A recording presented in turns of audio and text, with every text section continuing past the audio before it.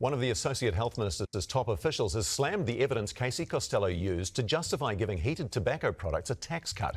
In internal emails seen by One News, the Ministry of Health expert described the minister's information as selective, out of date, and some of it crap. Here's senior political reporter Benedict Collins. I mean, if it wasn't so serious, it would be hilarious. These are the heated tobacco products the Prime Minister's hoping will help people. We should probably bring to their attention again, Chewy, you know quite a bit about this. How many companies make these products? Just one. Oh. It's failed in pretty much every market apart from Japan, where Japan have banned vapes instead. So just one company gets this. Okay, just checking in. Get off ciggies. Well, we really want to be able to make sure that we're giving people as many options as possible to get away from cigarettes. I'm sorry, I know this is not the thing, but that dude coming in, sliding in from the left of the screen was absolutely perfect. I'm going to watch it again. Just like, he needs a little kind of noise, one of them that's like, as he comes in. Ready? Well, we really want to be able to make sure that we're giving people as many options as possible to get away from cigarette smoking. The government cut taxes on the products after Casey Costello got independent advice that she says shows they'll help people quit. There's no independent evidence that they help people to quit smoking. It's a $200+ million tax cut to the country's biggest tobacco company. Now One News has seen internal emails at the Ministry of Health.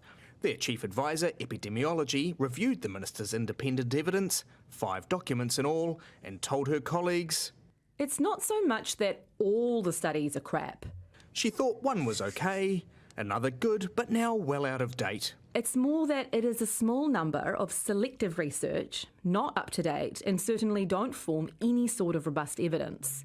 She pointed out some of the data cited in one study was provided by the tobacco company, Philip Morris. It feels like a quick and dirty... That feels like, you know, big petroleum doing their own research, big tobacco. That could never go wrong. You would expect big tobacco to put out some research, even if it was harmful to the product they were making, because they're just good citizens. Google search. Do you think the quality of the information she is bringing to Cabinet is up to scratch? Yeah, I can tell you that minister is very, very focused on making sure she lowers daily smoking rates and delivers on smoke-free 2025. Yeah, officials at the Ministry of Health, when they're talking about this evidence that Casey Costello had, they're putting evidence inside inverted commas. I mean, they seem to think their minister's behaviour is a bit farcical. Well, I just put it to you that I have conversations with the minister. I have through the course of the year. You've seen. I don't believe that.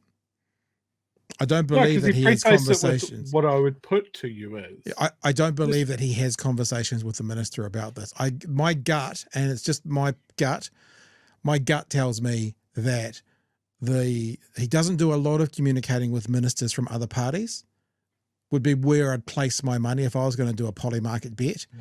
And so I doubt very much he spends a lot of time talking to Casey Costello. Remember, he didn't spend any time talking to her about her research, air quotes, research, because he hadn't seen it the last time this conversation came up. And even though he hadn't seen it, he was happy to stand by it because she was worthwhile and trustworthy. In a Ministry of Health, frankly, that I think has not been straight up about conflicts of different officials that have been in that minister's department, and they needed to have been. Labor says it's just embarrassing. Casey Costello is making the whole government look foolish. And I think the fact that Christopher Luxon's not willing to do anything about that is an indictment on his leadership. A short time ago, the Ministry of Health said its experts' critique was not the ministry's official position. And you've just got... Now, we watched this last night, this little bit at the end, but let's just watch the next 30 seconds because Casey Costello yesterday did reply in what I would describe as a very Trumpian way, which is, I'm blaming you. I'm blaming you. A response from the minister, I understand, Benedict. What does it say?